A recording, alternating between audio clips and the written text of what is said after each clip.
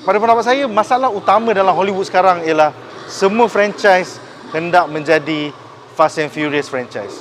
Semua orang nak have that Avengers style action without being superheroes.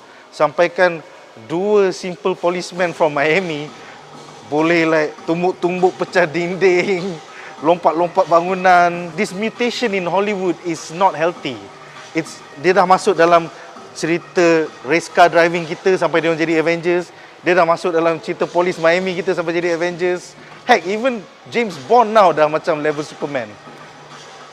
It's not healthy because it's not realistic. But at the end of the day, you know, you're paying your like 10, 20 ringgit to go watch a mindless action movie anyway, and you are voting with your money. So is it wrong for Hollywood to give you more of what you want?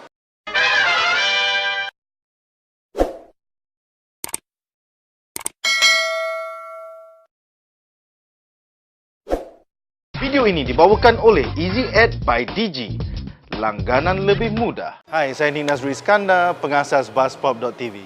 My name is Feris Osman, I'm from BuzzPopTV. Hai, saya Wan Muhammad daripada BuzzPopTV.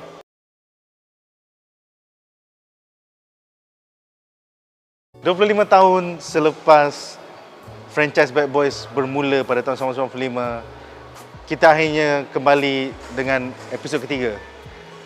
Dan memang kita nampak that gap of 25 tahun tu memang kita nampak yang Martin Lawrence dah tua gila. Even Will Smith dah tua gila. I wonder if he should still be doing movies like this or Gemini Man. The first film marked the directorial debut of a certain Michael Bay. It was his first movie at the age of 25. An infamous film director. His background before his first film was doing TV commercials and music video. And his first film had a very big impact. The film was produced by Jerry Bruckheimer, made a lot of money on a small budget. So, relatively for Michael Bay, it was a good stepping stone and a good movie to put on his resume. I did see number 2 in 2003, Bad Boys 2. Same director, Michael Bay, brought the same style from Bad Boys 1 in 1995. However, I feel the new one, 2020, just didn't do it for me.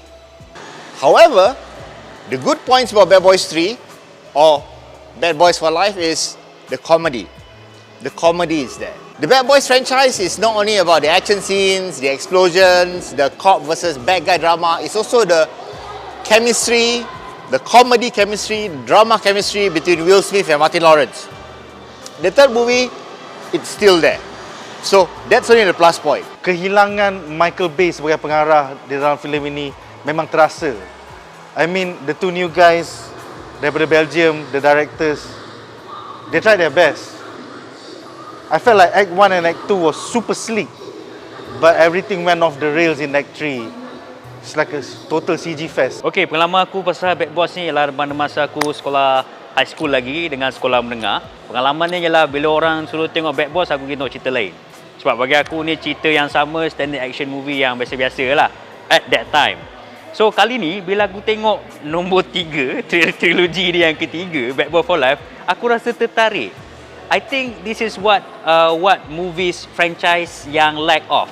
Dia tak buat each individual movie to stand alone by itself, but at the same time membuat dia letak benda-benda yang pada lama letak dalam filem yang baru.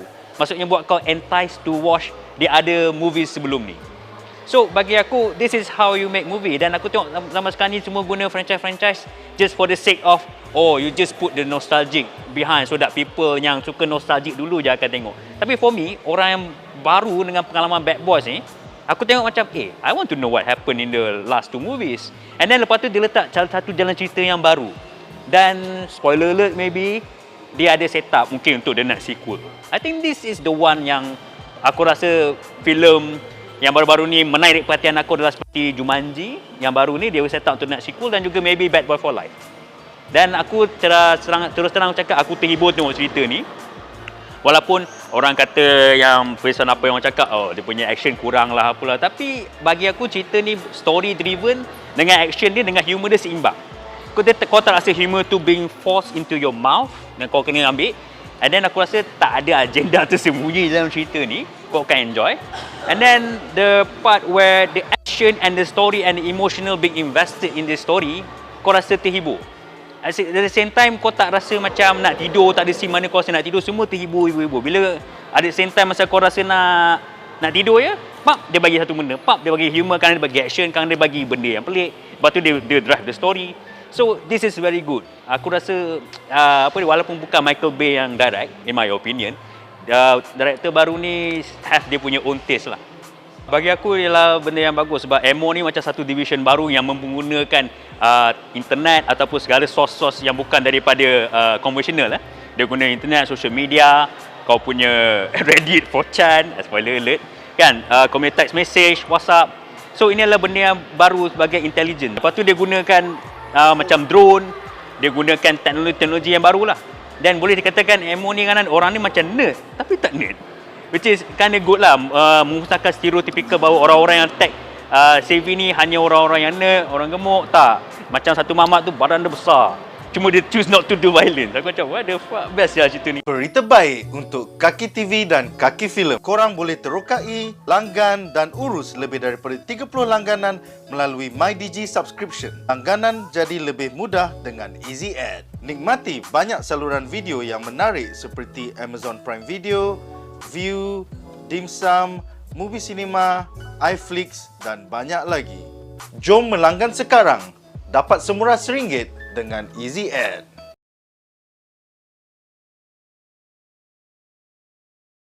At the end of the day, saya suka edition baru dalam trilogy ni with the new background team, the tag team Emo. I feel like there's a nice element.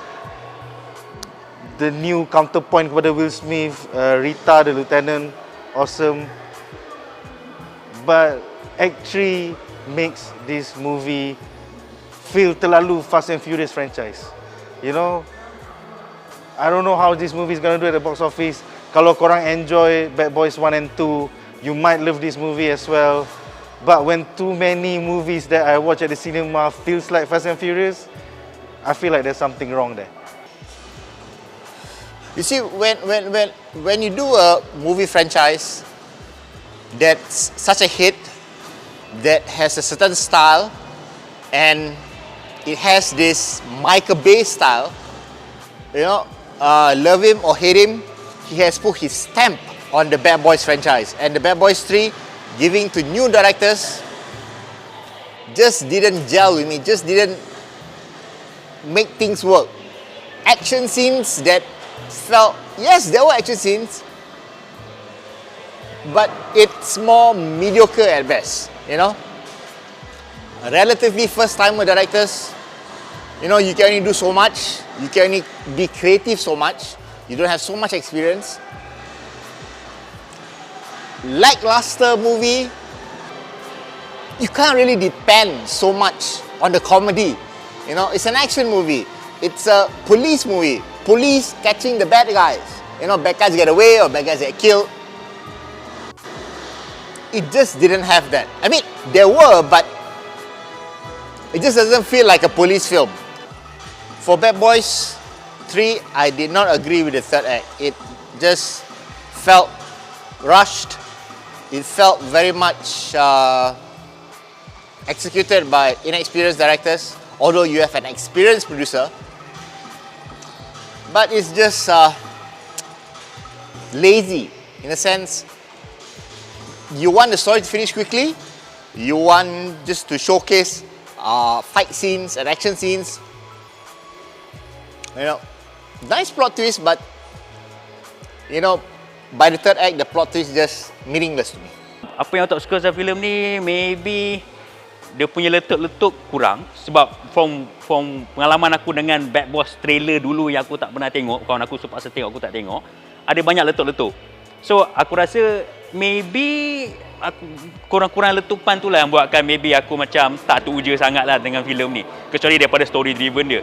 But for me it's good because Michael Bay pun dah berapa lama pegang franchise yang asyik-asyik letup-letup kan. So dia bagi kepada baton pada orang yang baru untuk mewarisi benda dia. Mungkin benda letup-letup ni is in the 2000 or in the 90s. Dan memang kalau Asyik buat attraction meletup pun tak suka.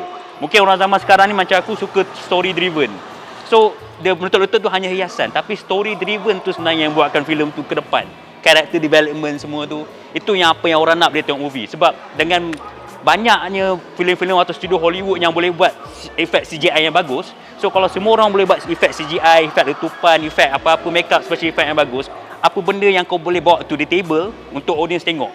So dia ada part yang diorang kena compete for it is story. Good stories, good story development, good character development, good franchise punya management.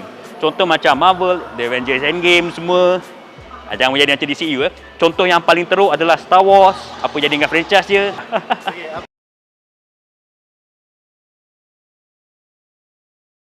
I've been following this franchise as a fan since back in the day.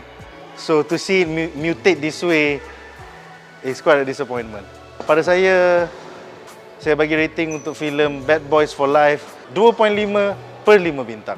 Okay, my rating for Bad Boys 3 is 2 out of 5. Rating 5 aku bagi Bad Boy 4/5.